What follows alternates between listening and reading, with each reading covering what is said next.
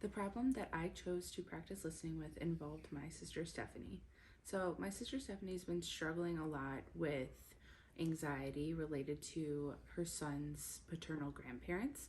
So, Stephanie doesn't have a relationship with her son's father, and he lives really far away and isn't very involved in my nephew Malachi's care. But his mother, so my nephew Malachi's grandma, has been demanding to see Malachi and putting a lot of pressure on Stephanie. But then when she does see Malachi, she's lying about where they're going and not bringing him home on time. So my sister Stephanie is 26 years old. She's a nurse. She went to Concordia for nursing school just like me. I've known her my entire life, obviously, and normally we text the most often. We text pretty much every day. We live near each other though, so we see each other about 2 to 3 times a week where we speak face to face. We've had our moments of bickering just like any other sisters, but she's honestly one of the most influential people in my life. And we're ultimately just get closer as we grow older.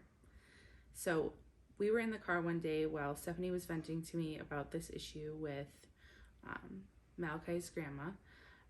I tried to practice mindful listening as well as I could. I didn't interrupt her while she was talking. I nodded along, and then when she did ultimately ask for my feedback, I made sure to paraphrase it first back to her to make sure that I understood what she was saying, and then gave my opinion.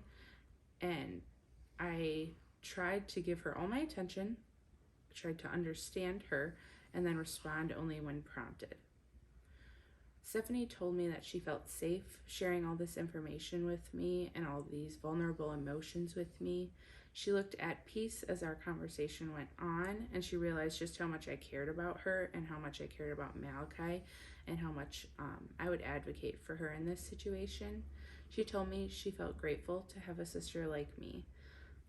I really enjoyed focusing on listening during our conversation. I think a lot of times I often react right away, and I will almost make her more anxious by just saying, "That's terrible, that's so crazy, how could they do that?" But in this conversation, I really just sat and just let her get it all out. And I think that it led to a more productive conversation.